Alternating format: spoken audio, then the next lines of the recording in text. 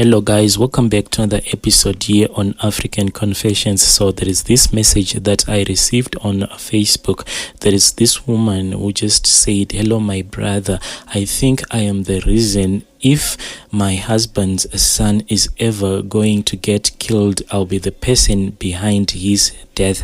Then I begged her to give me the full story. Then she told me that it's all about the inheritance that his father left behind. She then told me that originally I am from Zimbabwe, but now I am permanently residing in Mozambique. So my husband, he had a lot of companies in Zambia, South Africa, Mozambique, and also Zimbabwe. He had properties all over the place and also a logistic company. Now I am a widow who is aged 43 years. I was married to a divorcee who had a son from his previous marriage. I was not able to give my husband a child no matter how much I tried.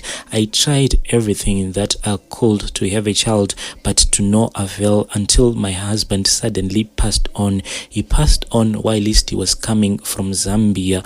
My husband was one of the few people in South Africa who bought a Ford Ranger model when it came out.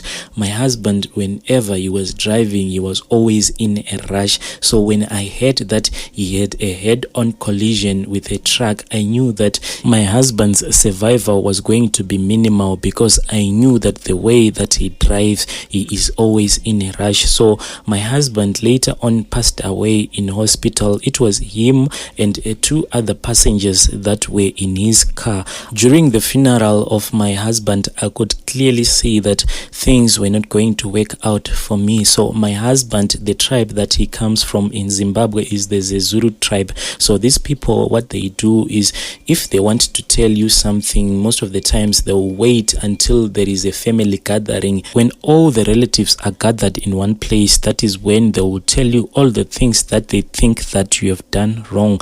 It started with them inviting his ex-wife.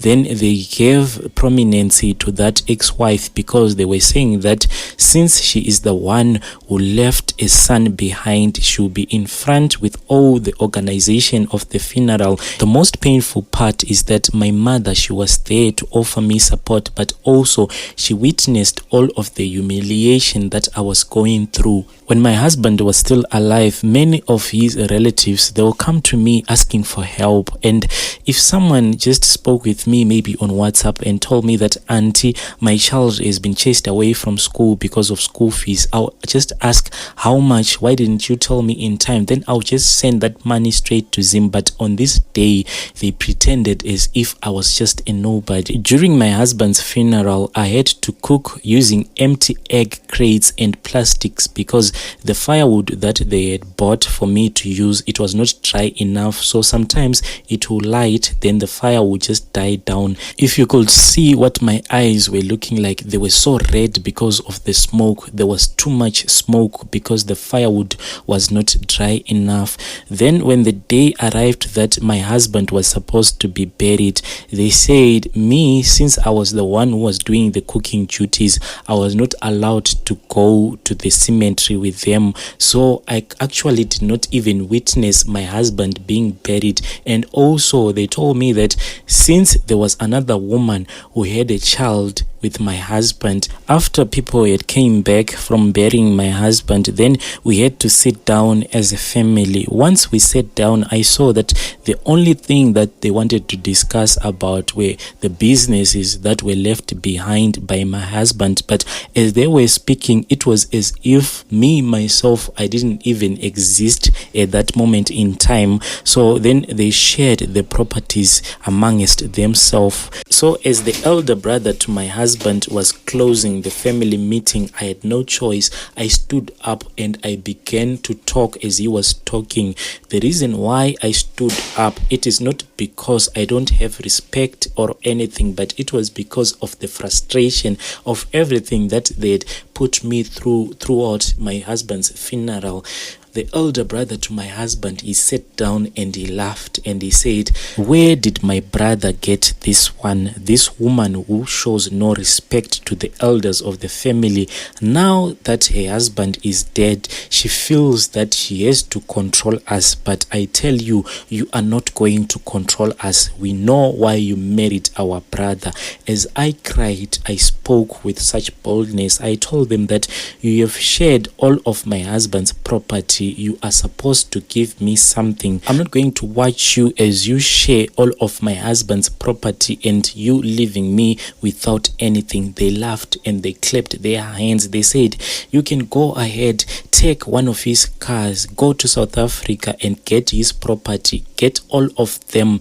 They laughed as they mocked me. Then one of his younger brother, he stood up and he came towards me and he said, you know what, sister-in-law, sit down. I am going to try and make sure that you get something by the end of this meeting. Then they decided that I should be given one of their houses, but the house that they decided that should be given to me, it is in Zimbabwe. When it comes to its commercial value, it doesn't have any value at all. It really pains me. So when everyone had left the funeral, my mother and I, we spoke about this issue. She then told me that there was no problem. I could return to Mozambique whilst she stayed in Zim looking for people who could help us with this case. The problem that was there, this family of my late husband, they were moving everything so quick. They just wanted to make sure that I don't get any chance, because sometimes they will tell me that we are supposed to meet with the South African lawyers so that we can go ahead dividing his properties. But if I will go to South Africa, then they will tell me that no, we are no longer going to have that meeting. We'll do it next month. It was just a way to frustrate me. So I spoke with my mother. Also, my mother had been provoked to anger with everything that had happened at my husband's funeral. She then gave me a number. This number, she told me that she had spoken with this traditional healer and he had agreed that he could make a plan for me. He just told me that I should send him pictures and names of all my husband's relatives, the ones that were making sure that I should not inherit anything that was left behind by my husband. So what I'll do is that if any of my late husband's relative put a picture of themselves on their status, I'll then download that picture and send that picture to that guy who was in Zim. Once everything had been done, he then told me that he was going to send those pictures back to me. So we used one of our trucks. Even the truck driver, he didn't even know what he was carrying. When those pictures arrived to me, I just thought maybe there will be normal pictures. But when I had arrived home and I opened up the bag, I saw that all of those pictures, they were inside an empty mayonnaise glass bottle. When I confirmed with him that I had seen the glass bottle, he then told me that there is one picture that is missing in that glass bottle. I asked him, who does this picture belong to? He then told me that it is of your stepson. I asked him why. He then told me that I was supposed to buy a dinner plate and some of the things that he told me that I was supposed to do. Most of these things I bought them in the Indian shops. Then he told me that I was supposed to cook a meal, then invite my stepson to my place. But when my stepson finishes eating, I'm not supposed to wash that plate, and he was going to give me instructions what I was supposed to do with that dinner plate.